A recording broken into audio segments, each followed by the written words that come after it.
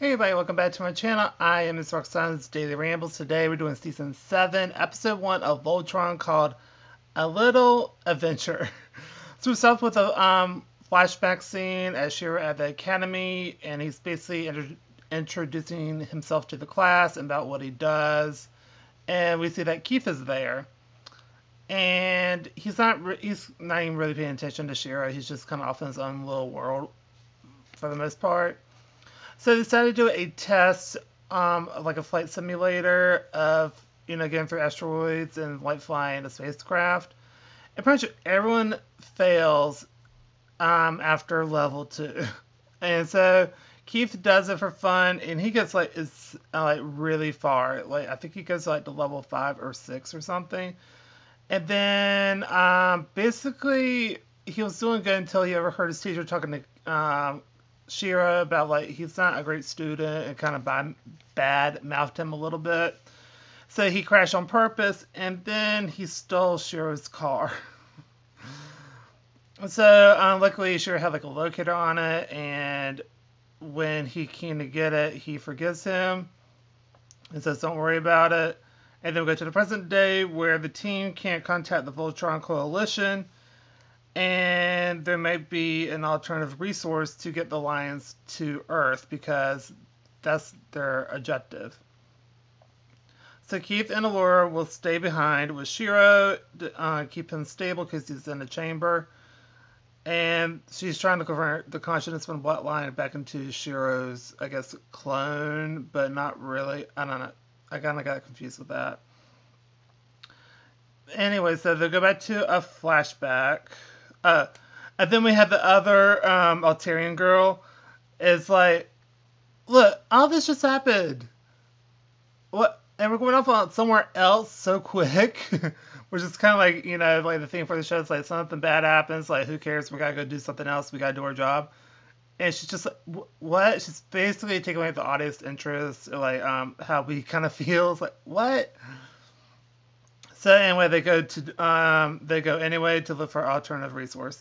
So we have a flashback where it's about Keith's potential, and a guy calls them out, and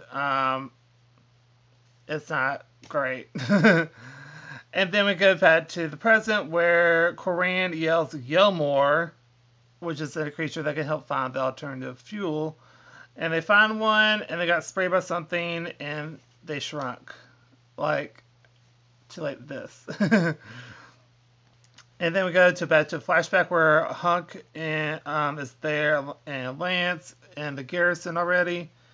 And then Keith messed it up, and then he punches a guy after insulting his family. And then Shiro talks to him and tries to calm him down. And then we have the present day where they're running from the Yelmore because now it's huge and it wants to eat them. And then Lance hit it on the head with his, I think they call it, with the sword thingy, blaster thingy they have. I forgot what they call it. I'm super tired. It's like 7 in the morning. Anyway, so he hit him on the head and it leaves. And they can't communicate because they are so shrunken down, it's hard to get access to the main people. Then we go to a flashback where Keith and Shiro are racing, and it's like, and then Shiro like dives off the cliff, which was like super cool, and Keith doesn't do it. He didn't really have the courage to do that. And then there's a sunset, and they talk about Keith's dad dying, saving people in the fire because he was a firefighter. And then we find out that Shiro had muscle issues, and that's why he's kind of grounded, and he's not allowed to fly the current mission or to pilot the mission. And then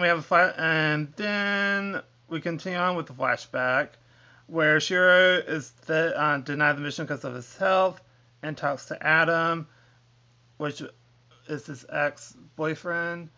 And they break up in that scene, and then we have the present day where Hunk is bait to get the Yelmore, and so they actually got to the Yelmore, and then they got on it. So basically, they did this whole thing like they just kind of had him as bait, and then they swung down, and then they all landed on it. And then we have a flashback where Keith gets mad at Shiro for also the muscle thing and his health. And he has a disease but still going on the mission. And then we have the present day where they find the source and they jump into the bubbles and they go back to regular size.